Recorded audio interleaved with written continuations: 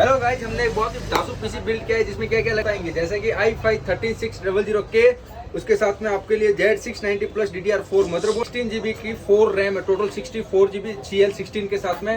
और primary storage के लिए हमने 980 Pro 512GB यूज की है और उसमें 3060 Ti Asus ROG का। इसमें कूलर है AK620 डीप कूल और उसके साथ में 750 वॉट्स का SMP NZ XT का है।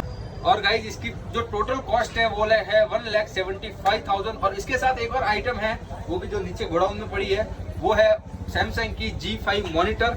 और इसमें हिंद गोरी करके एक चैनल है, उन्होंने हमसे ये पीसी बिल्ड किया है, तो उनसे आप कुछ पूछना चाहते हैं और कैसा हमारा फीडबैक वगैरह है तो आप उनसे फीडबैक भी ले सकते हैं।